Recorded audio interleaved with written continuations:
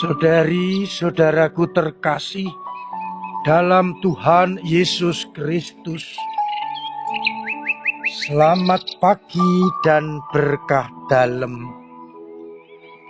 Kita bertemu kembali dalam renungan harian Kamis 12 Desember 2024. Seperti biasa kita mendasarkan permenungan kita pada bacaan Ekaristi pagi ini. Dalam bacaan yang pertama dari kitab Nabi Yesaya bab 41 ayat 13-20 digambarkan bagaimana Allah sungguh mencintai umatnya. Maka kita tidak perlu takut kepada siapapun juga, karena Allah yang Maha Tinggi akan menolong, memberkati, dan menjaga kita. Sedangkan dari bacaan Injil, dari Injil Matius bab 11 ayat 11-15, Yesus menegaskan, sesungguhnya di antara mereka yang dilahirkan oleh seorang perempuan tidak pernah akan tampil seorang yang lebih besar daripada Yohanes Pembaptis. Namun yang terkecil dalam kerajaan surga lebih besar daripadanya. Juga ditegaskan, sejak tampilnya Yohanes Pembaptis, kerajaan Allah akan dirongrong, dan orang yang merongrongnya mencoba menguasainya. Dan tampilnya Yohanes Pembaptis memberikan harapan baru agar kerajaan Allah bisa melawan orang yang merongrongnya. Dialah Elia yang akan datang. Barang siapa mempunyai telinga, hendaklah ia mendengar. Saudari-saudaraku terkasih, dua hal yang saya ajak untuk kita renungkan pada pagi ini.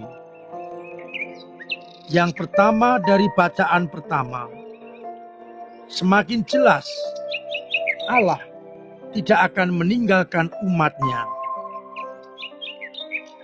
Kita yang seperti cacing, tidak berguna, tidak perlu takut, karena Allah akan menolong kita. Allah akan menebus kita lewat Yesus Kristus putranya. Kita sadari betapa baiknya Allah menjaga, melindungi, membimbing kita untuk sampai kepada keselamatan. Kita tidak perlu takut akan rongrongan dunia, karena kita benar-benar dibimbing, dijaga oleh Allah. Menjadi pertanyaan permenungan, bagaimana jawaban kita atas kasih Allah yang begitu besar? Apakah kita sudah mendengarkan sabda dan kehendak-Nya serta melaksanakannya? Ataukah kita masih seringkali mengingkari sabda dan kehendak-Nya?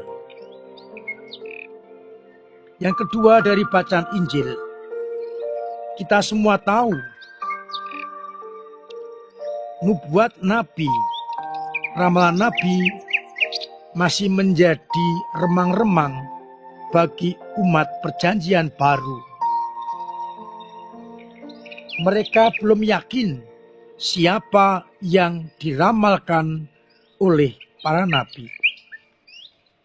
Maka ketika ada tokoh-tokoh yang tampil, orang mulai mengira-ira, meraba-raba, mungkin ini. Ketika Yohanes tampil, orang meskipun agak yakin, namun masih ragu-ragu, sehingga belum menerima pewartaan Yohanes dengan sungguh-sungguh. Oleh karena itu Yesus menegaskan siapa Yohanes. Di antara orang yang dilahirkan perempuan, tidak ada yang lebih besar daripada Yohanes. Dan dialah Elia yang akan datang. Jelas Yesus ingin menegaskan kepada kita, kepada umat waktu itu, bahwa Yohaneslah yang diramalkan menjadi pemersiap. Di padang gurun orang berseru, luruskanlah jalan baginya. Orang tidak boleh ragu-ragu mendengar pewartaannya dan melaksanakannya. Orang harus yakin dialah Elia yang telah datang. Karena Elia adalah nabi besar yang oleh orang-orang Israel dianggap nabi utama. Maka kalau Yohanes disamakan dengan Elia yang datang, dia benar-benar yang dinubuatkan oleh para nabi untuk menyiapkan datangnya Sang Mesias. Yesus menegaskan hendaknya orang percaya akan pewartaan, akan ajaran dan pembaptisan Yohanes.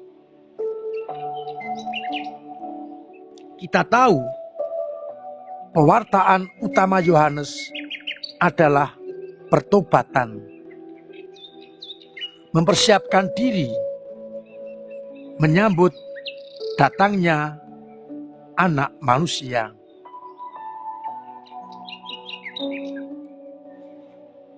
Karena dia tokoh utama, tidak lebih besar daripada Yohanes, kita diajak untuk mengambil sikap yang tepat berhadapan dengan pewartaan Yohanes Pembaptis yang meminta kita untuk meluruskan jalan bagi Tuhan, memuluskannya.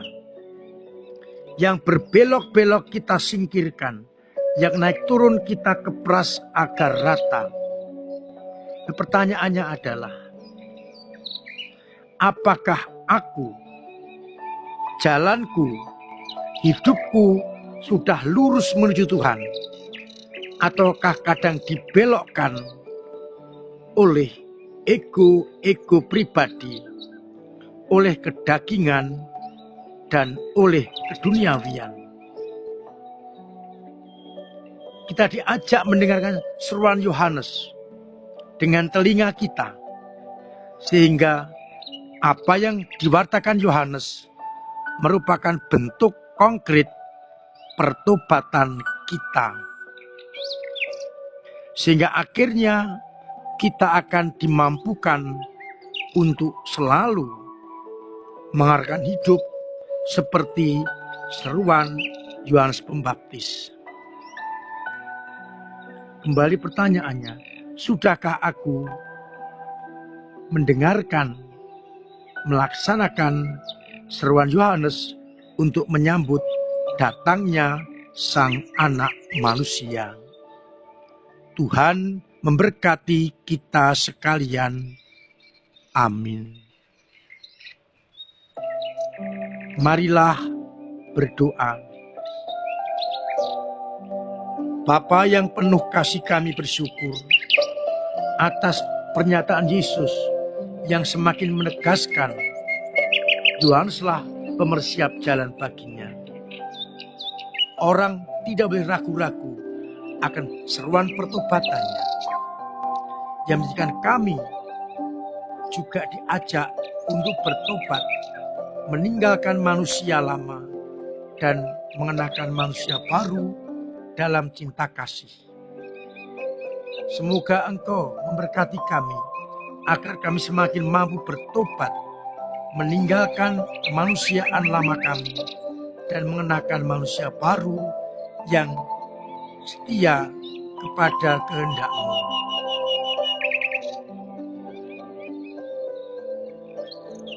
Kuatkanlah iman kami yang kadang lemah, kadang jatuh, kadang mandek. Semoga dengan bantuan rahmat-Mu, kami semakin Kau kuatkan untuk terus-menerus mengerti kehendak-Mu, sabda-sabda-Mu, dan meninggalkan ego-ego kami. Semoga umat-Mu yang sakit Engkau sembuhkan, yang punya beban berat Engkau ringankan, yang punya persoalan Kau bantu untuk mengurainya, sehingga dalam situasi apapun kami tetap merasakan cinta kasih-Mu. Untuk itu, sertai kami dengan berkat-Mu sendiri, Bapa dan Putra dan Roh Kudus. Amin. Saudara-saudaraku terkasih, tetap saya ajak, saya dorong, saya ingatkan untuk selalu melaksanakan pola hidup yang sehat dengan mematuhi protokol kesehatan, sehingga kita akan tetap sehat dan selamat.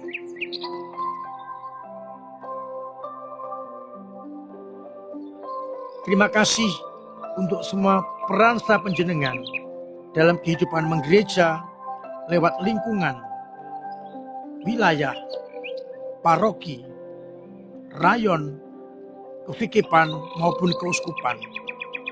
Dengan cara kita masing-masing, lewat doa-doa, lewat pemberian diri, pemberian waktu, pemberian tenaga dan karya bagi gereja, serta pemberian dana yang sangat mendukung gereja untuk menghadirkan kerajaan Allah.